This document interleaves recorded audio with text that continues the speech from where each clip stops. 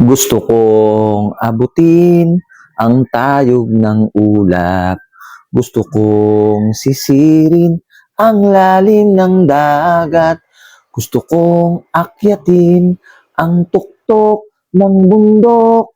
Tuklasin ang hiwaga sa puso mo'y bumabalot. Hiraya Manawari, Hiraya Manawari.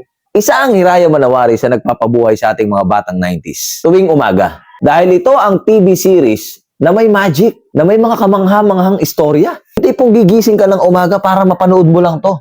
Dahil sa mga nakakabilib nitong eksena at kapupulutan din ng aral. Maraming naging istorya to, Hiraya Manawari.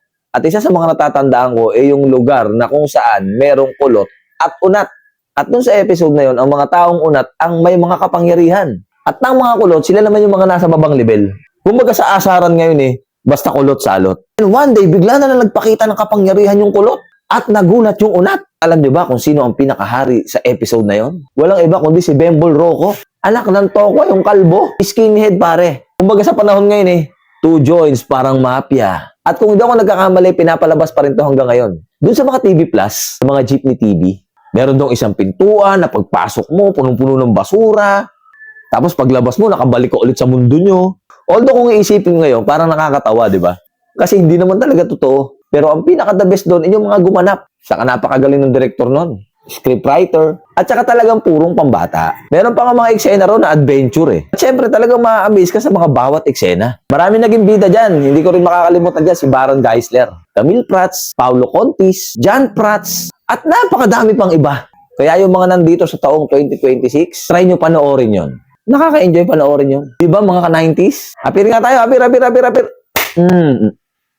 Ako yung umapir Kaya nga lagi kong sinasabi, iba talaga nung 90s. Napakasimple lang para maging masaya ka. At kahit ihing-ihi ka na, hindi ka talaga aalis. Kasi baka ma-miss mo yung mga eksena. Yun ang epekto ng Hiraya Manawari. Kaya ngayon, iba, kailangan may milk tea, kailangan nakasangyupsal, kailangan naka-burger. Partida, nakain na nilang lahat, pero hindi pa rin sila masaya. Aray ko! Marami kang aral na mapupulot ng mga panahon na yun Tapos maikukumpara mo sa panahon din ngayon. Isipin mo yung mga bata ngayon, wala pang 16 years old, ang lalabo na ng mata.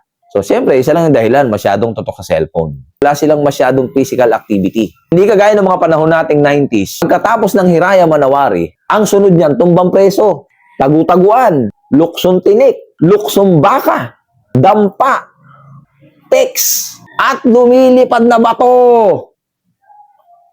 Parang wala nun Kaya sa lahat ng mga batang 90s, saludo sa inyo. Hanggang ngayon, nandito pa rin tayo. At kasama tayo na humaharap sa stress na pamumuhay.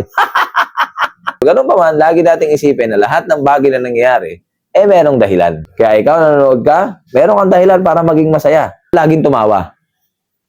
Maraming salamat sa panonood. At kung mahilig ka sa mga ganitong topic, lalo na sa mga batang 90s, pwede mo akong i-like, i-share, and i-follow. Muli ako to, si OAB in the place to be. Proud Batang 90s. Yee!